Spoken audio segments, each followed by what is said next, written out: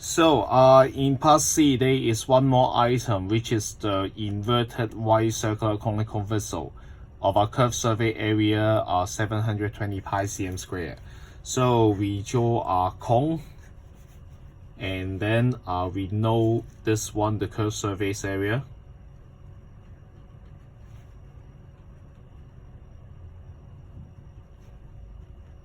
Is equal to 720 pi. Before we start anything, we should at least know that the curved surface area of a cone is pi RL. While R is the base circle radius, and then L is the slant height, is equal to 720 pi. We don't know how it is used yet. After that, we know that it's formed by a paper of arc length, this one. So this is formed by a paper. It may be like this, I'm not sure. At least it is a sector. And then they say the arc length here is 48 pi, is the information given.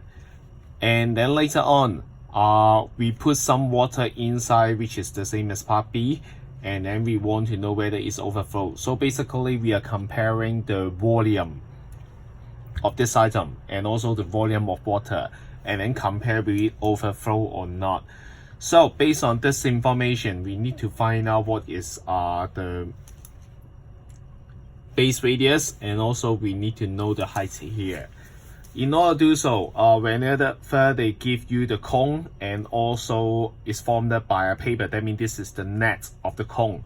We need to find out the connection. If you remember this length, that means this one is like the paper cup. So this is L. And the second thing is the base circle here. It's formed by the arc of the original sector. When you fold up this, and then this one is equal, will become the upper surface here. So this is the connection. The more straightforward one is 48 pi, basically is equal to this. So we are going to start from this equation. Given 48 pi is equal to 2 pi r, because we are talking about the circumference of this base. So by doing this, r is the only unknown. 48 pi is equal to 2 pi.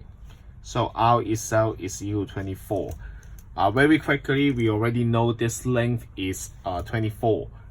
Afterward, we didn't use this information, right? So usually they don't give you useless information. After you use this, you find that this one is not used yet, then you start from here again. So given pi RL is equal to 720 pi. Again, if you don't memorize the formula, you have no chance to get any marks here. So pi R is 24, and then our only unknown is L this time. So L is equal to 720 pi divided by 24 pi. We got L is equal to 30. In order to get the volume, what we interested is not exactly L, but what we are interested is the height. We already have the radius, but we also need the height here. So it's a very common trick. You find that the cross section here is a right angle triangle. We are talking about this right angle triangle, and this is L. So this is 30, this is 24, right angle. In order to get h, we use Pythagoras Theorem. So h squared plus 24 squared is equal to 30 squared. Then you can use Pythagoras Theorem, or if you realize the ratio, it is 3 to 4 to 5. So this one is 4 times 6, and this is 5 times 6. So it should be 3 times 6, and we know h is equal to 18.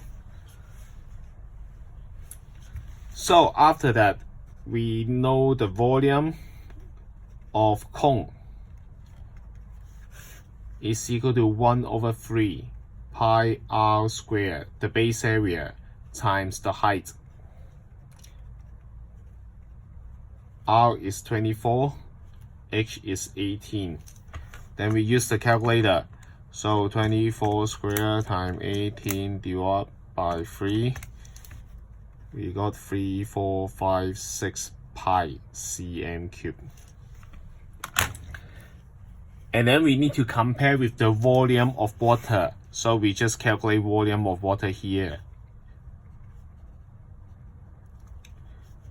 Is equal to pi r squared.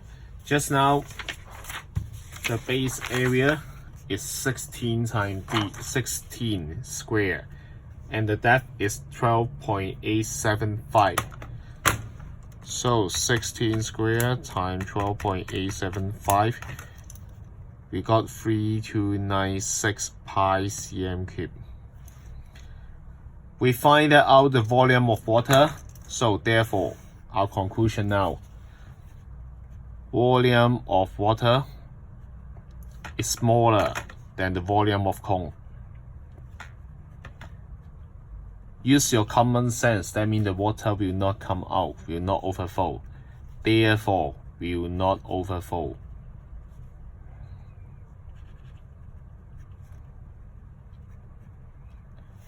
And then you already answered the questions.